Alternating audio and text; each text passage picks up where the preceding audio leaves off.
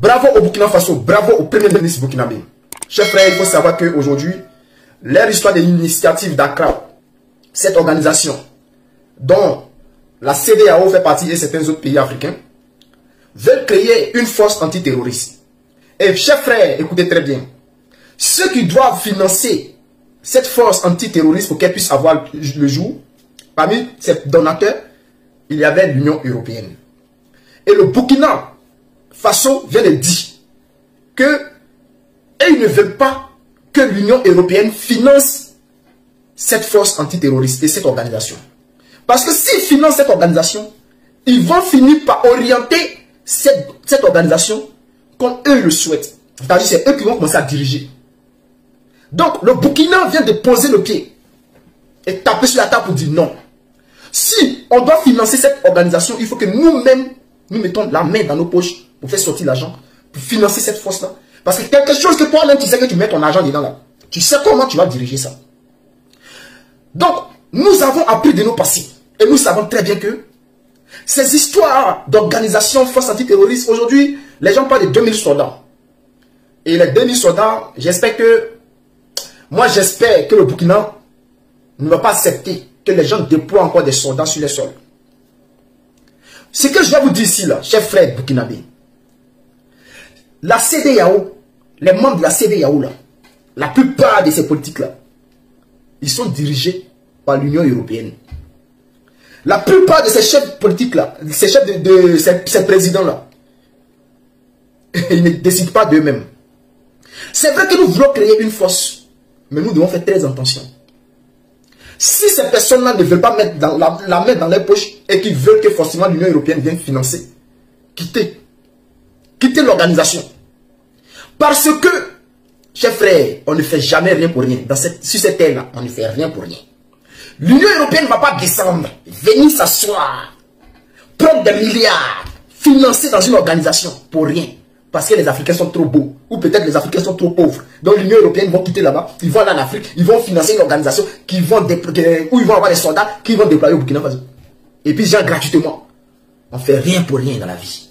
Chers frères, nous savons tous que cette histoire de terroristes-là, nous savons que ce sont les présidents africains autour du Mali, Niger, du Burkina Faso.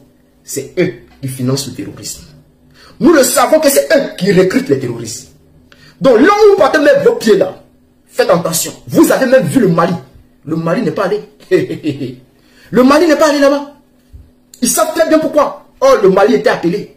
Mais ils ne sont pas allés. Parce qu'ils savent. Qu'est-ce qu'on appelle organisation en Afrique là? C'est du pipeau. Il y a toujours la trahison en bas. Les gens ne font pas la chose avec leur cœur.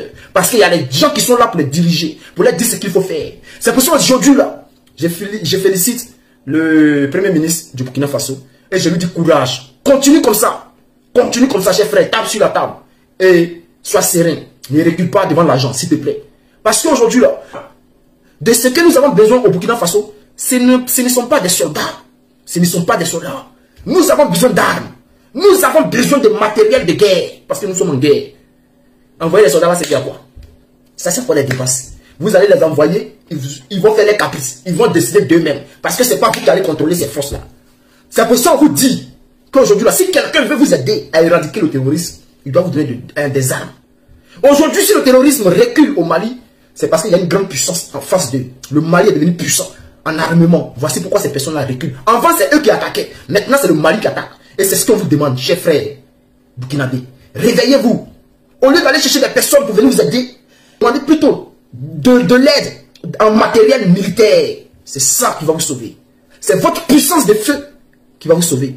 Ce ne sont pas des hommes. Ce ne sont même pas des organisations où on va décider, oui, on va faire une réunion, oui, on va envoyer des hommes. C'est pas ça qui va sauver le Burkina Faso. Même si vous parlez de 550 millions de dollars, ça ne peut rien faire tant que vous n'avez pas des vrais matériels de guerre.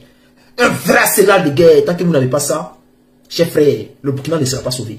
C'est la puissance de feu qui va sauver le Burkina Faso. Mais la grande conclusion, c'est que je peux dire qu'il y a eu un heureux aboutissement.